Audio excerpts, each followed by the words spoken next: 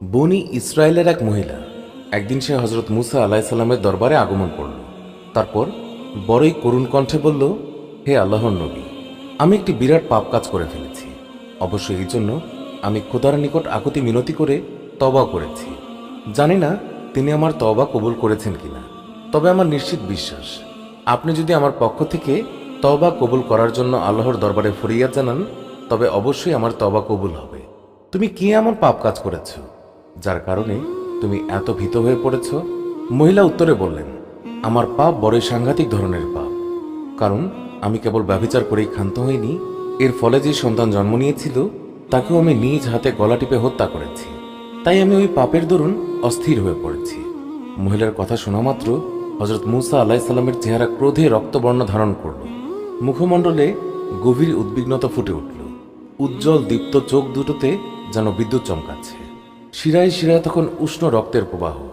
দক্ষিণ হস্ত মুষ্টিবদ্ধ হল তারপর দাঁতে দাঁত পিষে বললেন, দূর হও এখান থেকে, তোমার পাপীকে আমরাও ধ্বংস হব।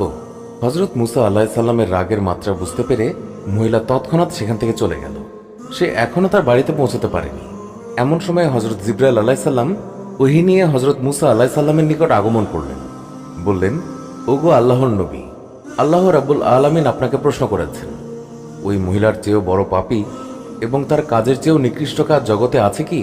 মুসা আলাহিসাল্লাম বললেন, ওই মহিলার চেয়ে বড় গুনাহগার এবং তার কর্মের চেয়ে মন্দ কর্ম আর কি হতে পারে?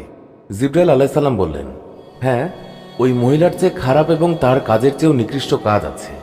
শুনে রাখুন, যেই ব্যক্তি জেনে শুনে ইচ্ছাকৃতভাবে নামাজ ছেড়ে দেয়, সে ওই জেনাকার এবং অন্যায়ভাবে সন্তান হত্যাকারী মহিলার চেয়েও নিকৃষ্ট। হজরত মুসা আলাহিসাল্লামের জামানায় মাত্র 2 ওয়াক্ত নামাজ ফরজ ছিল।